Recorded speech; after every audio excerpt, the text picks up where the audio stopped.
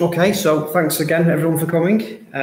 So we're going to start off. Greg's going to kindly provide a presentation on Cloud Network and some information on the 5G news we've had recently.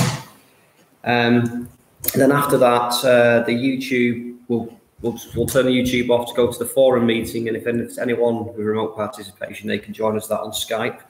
And we've got quite a full set of list of things to talk through based on the April meeting that's upcoming and the discussions we've had so far. So with that in mind, I'll hand over to Greg to start with his presentation on CloudNet.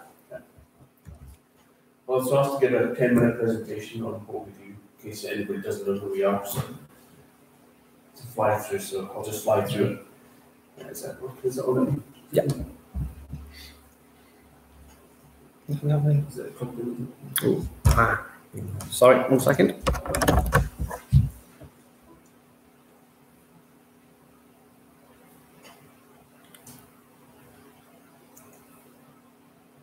We just press space bar. Yeah. Okay, we were basically formed in 2011. So between the three of us, apart from the typos, had 50 years experience, mostly in public sector. So the three of us have all worked in public sector for a good number of years. Probably about 50 years, and we developed CloudNet to build out network infrastructure shortly. But today we've got about 100 kilometers of coverage on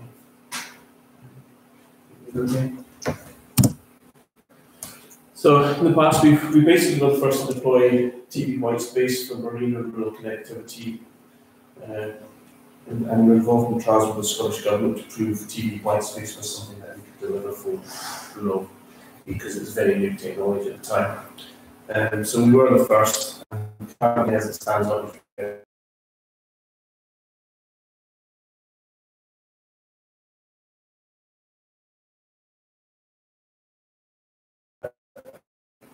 it's very strong consortium. So we're now installing BGK circuits for the government. We registered as an ISP 3 or 4 years back. Some of the other strings don't. So we stand align with Wi-Fi ship. Reach the two ships which go between us.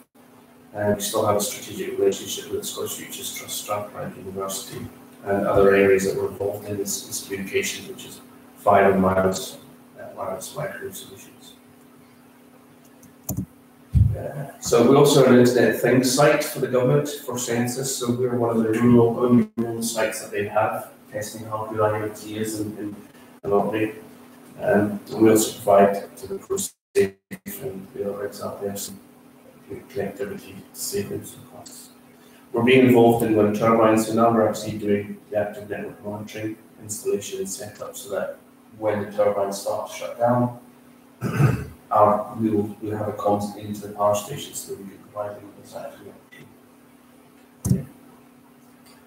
So currently we don't use BT. We have a full gigabit network which comes in at the 4th barrier. It's provided to us by Schaefer team of Ferrobis Telecoms, and it's a subsea fibre cable that we have over the London Telehouse, which has a capacity, I think, of about 57 gig of data. BT uses it and everybody else. This is the coverage we currently have in RDN. I'll syndicate this, so you can see that this is where our 12 so we national network, albeit it's in small cells, but we can cover quite a bit with the exception of the East England there, but that's what we're going to have to build out later this year. It's a nuclear transmission as well. 10 kilometers per station off the right. The white space, you'll see a picture next. I'm expecting a whole full optical picture from what you got there. Yeah. Okay. Now the interesting thing, the DCMS, the project we're involved in is the 5G Rural First, which is a 5G project. So it's going to be covering dynamic spectrum sharing and anything that we can deliver as 5G. It's still a bit woolly. We're not entirely sure what it is we're going to be delivering, but it will be 5G. Okay. So you can see the sites that have been chosen under this project, which there's 32 partners. So we're looking to see what we can deliver, and fibre connectivity. The project was key, starting because we have good links to London. They're looking at all types of areas, from marine, agriculture, broadcast, and other areas to actually deliver 5G services. So 5G is going to be 4G plus voice, data, and also the Internet thing that comes along after that. These are the partners in the different areas that have been categorised. So we're looking at community and infrastructure, based on the previous maps you've seen. The industrial IoT is involved, agri-tech, which is, I think, smart animals, Zigbee, that kind of thing, where they can start looking at artificial insemination and everything else. So it's going to be quite expansive. These shared spectrum teams, Fair Spectrum, who we work with, and Strathclyde, we're looking at doing dynamic shared spectrum sharing, so that EE, Vodafone, and BT, or whoever else wants to buy the spectrum, which is coming under order option, we might be able to share the spectrum and take ownership of it in rural areas, so that even though they own it, they may not have a right to use it, or maybe deploy 4G, 5G in that area. So that's why it's called Rural First. Okay, there's the capabilities over 3 and 4G. It's going to look at regulation, licensing, and spectrum policies, sharing of spectrum. It's going to be looking at other types of technology. So I don't know if anybody's heard of is it Wi-Fi, which is visual light using broadband, so it's significantly faster. Other things, shared spectrum, databases, and everything else. We'll hopefully be able to slice up the spectrum so that we can use it if you aren't, or whoever buys it. And it'll be a community model. So if we can demonstrate now a community model that works, other rural areas would then be able to take this and deploy it out themselves for Shetland, Western Isles, to start with that coverage. That's just a business model that we're looking at and how it's working. Now, we, as Cisco, is the lead partner in all of this, not us. So we're just very small in all of this project. But we're influencing everything that we've done on the right-hand side there, being that we have quite a substantial network that crosses all ranges. So, and our network infrastructure being shared will be hopefully deliver the majority of these projects. Anybody's interested in spectrum and frequencies, we'll be using part of TV white space spectrum, which is 700 to 790, with 3.5, and I think it's also the 2.3 gigahertz spectrum, which is currently under auction. Visible light, so although it's never really been tested, I think in outdoor type scenarios, it's potentially going to be an area that we might be starting to look at. We're also looking at the infrastructure being low cost, so that you don't have to actually rent space of towers. You can actually put community more than use buildings, use other types of scenarios, and the MNOs we can work when they aren't. Okay. Again, just another graphic of what you see and what we're trying to do. Yeah. You mentioned coverage. This was our TV white space coverage when we were working with the Scottish Government, but we've actually substantially increased all of that. So South Romilly down the bottom there, I think it is here, full coverage, so that gives us coverage all the way around here. Also full coverage all over the West Mainland here now, so it's practically covering everything bar Boy. So this is where the 5G is going to hopefully concentrate on for us. So the 5G is making use of the existing space network on that. Yeah. Again, this is what we're looking to deliver across the country, of course, not just here. So it'll be regionalised at some point. So I think up in Orkney we're going to be looking at the BBC will be looking to do something locally with some broadcasting. I think out of regional type information. We'll be maybe looking at some smart farming, some agricultural type stuff with the IoT. Shared spectrum again, making sure it's all cost effective and deliverable. And as of today, there's an official press release. So if you want to get the hyperlink, that's the official press release that gives you a bit more detail into what we're trying to do, who's involved, and basically covers that slideshow. And that's basically what 5G is doing up and on. So it's going to be a busy year for us, hopefully. Very impressive, well done. was that 6 years, something? Well done. Well done indeed. One question on this 5G. Are we trying to get this down to handsets? I mean, is that what we're trying to do? So your next mobile phone will have whatever frequencies, and you'll see no difference. I think the phones will start covering with white space chips and get you down to that spectrum anyway. So it's really what's next. So I think they're building the chip into it now. But ultimately, you on the Wi-Fi, the super Wi-Fi stuff, if we can start pushing out 2.45 or whatever it is, they'll start developing that. So the app will start utilising it rather than having to rely on the other spectrum. That's it. So like avoid that, I think. Right. Yeah. Right. But the manufacturers are thinking ahead here, and they're getting the handsets ready. Yeah. So you can basically specify the handsets that come ready for your system. It'd probably initially be on apps or something, but then I think, as you say, the manufacturers are already preparing to do 5G, so they're building handsets for this. Right, and obviously your base transmitters can push out the power. Handsets are small, low power, and you can see them. Okay.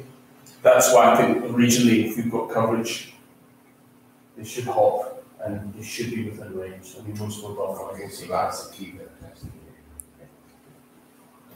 It's probably what IEE isn't doing because EE aren't investing in it. If you see where EE got their towers, they're all in all existing places where it's convenient for them. But here, because we've got to have full coverage in all the areas, we can maybe focus on some not spots and people countries that types of. Yes, indeed. Yes, indeed. And EE have got the emergency services, so you can do, I mean, you've got a wider coverage, you got emergency services as well, so they can get shipped up ready for it. Yeah, I think they were already looking at white space. They started the trials with that anyway. They're okay. For a wee while. It's there in the 800 band. Yes. For the Can you just explain TV white space? It's not something I've heard before. You're too young. That's right. You're too young. That used to be the exciting bit of watching TV in my day. My day as well. But you know the old analog TV channels where you had physically tune them in, Yeah. right? So it's now when you went to digital in 2010, it's the spectrum that's in there. It's called TV white space Okay. or white noise and stuff. So whenever you do the old tuning to get that kind of black and white, that's basically that spectrum. So we're using TV channels that have gone now. We share it with the digital TV. Okay, and that's the frequencies that 5G is taking up to? They're taking 90 megahertz of that. Okay. 700, 790. The top end of the spectrum. It's almost an archaic term, isn't it? Yes. Yeah, it's really an archaic, it's a term of the day. Right. I'm afraid it's just one of these things I've just kind of over.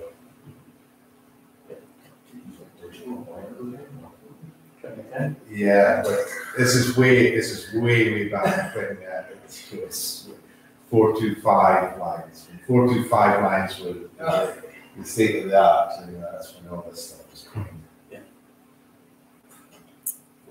Any more questions? I have a read of the press release. Yeah. Yeah. And there's someone that's not very knowledgeable about the whole digital spectrum and all these different terminologies. In terms of the 5G, obviously a more powerful or faster signal or enables faster connection, hopefully.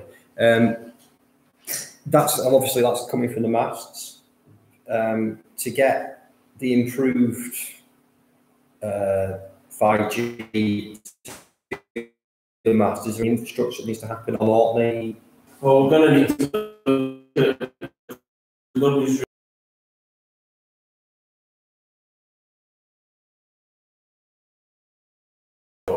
good good microwave links, a good network where we can deliver most of that to the towns. Okay. So that shouldn't be a problem for. If things is a narrow band type Right. SCADA essentially basis physical packets, so that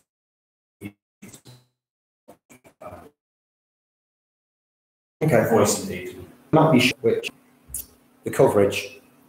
TV is supposed to be non line of sight, Right. but people think it can go through hills, Mm. but it doesn't. It doesn't go through hills. It follows the contours and it can go through dense forests and woods and trees and buildings. Okay. So it's got that kind of properties behind it. Mhm. So, but we can do from Wydford. If anybody knows what Wydford is, Mhm. we were actually when the ships were in North Ronaldsay streaming back video.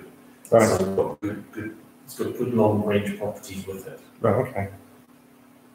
As long as there's not too much in the way, then. If you've not too Well, even then, down North to- Ronaldsay's over the line of sight. Yeah, so it does. Okay. The transporters on the ships, are they difficult and directional? No, it's just always. Always. But like gimbals and stuff like that, but to develop those is going to just be. Yeah, no, but you do it with the normal. Yeah.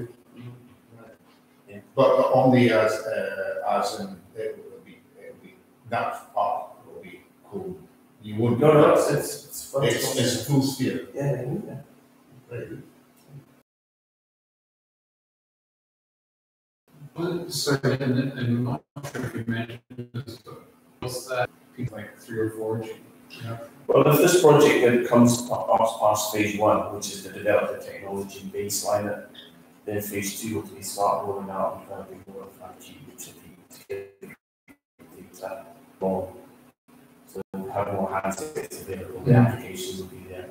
So it will give a bit more basically with 4G.